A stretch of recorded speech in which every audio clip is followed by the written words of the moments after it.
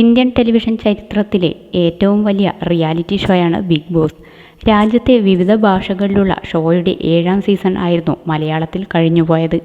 പിന്നാലെ 8ാം സീസൺ എന്ന് തുടങ്ങുമെന്ന് കാത്തിരിപ്പിലായിരുന്നു ബിഗ് ബോസ് പ്രേമികൾ.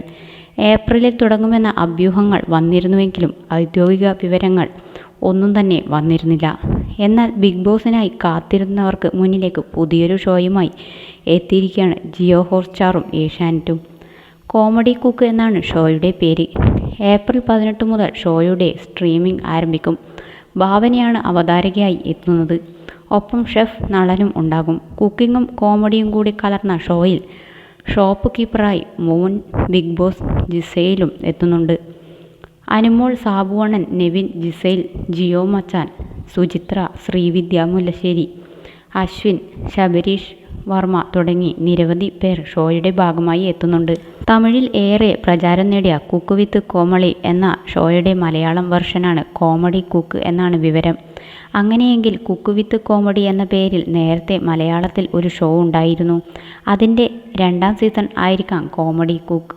പാചകം ചെയ്യാൻ താല്പര്യമുള്ളവരാണ് കുക്ക് വിത്ത് കോമാളിയിലെ മത്സരാർത്ഥികൾ. ഇവരെയും ഷോയെയും എൻ്റർടൈൻ ചെയ്യിക്കാൻ ഒരു കൂട്ടം കോമഡി താരങ്ങളും ഉണ്ടാകും. ഇവരെ കോമാളി എന്നാണ് വിളിക്കുന്നത്. ഇവരാകും കുക്കിങ്ങിന് വേണ്ട സാധനങ്ങൾ എത്തിക്കുന്നതും അവരെ സഹായിക്കുന്നതും. എന്നാൽ കോമാളികൾ ആയതുകൊണ്ട് തന്നെ ഇവർ വികൃതികളും ആയിരിക്കും. ഇടയിൽ ചില ടഫ് ടാസ്കുകളും ഉണ്ടാകും. ഇതെല്ലാം തരണം ചെയ്ത് അവസാനം വരെ ഷോയിൽ നിൽക്കുന്നവർ വിജയികളാകും. ഇതുപോലെയാണോ കോമഡി കുക്ക് എന്നത് കാത്തിരുന്ന് കാണേണ്ടിയിരിക്കുന്നു.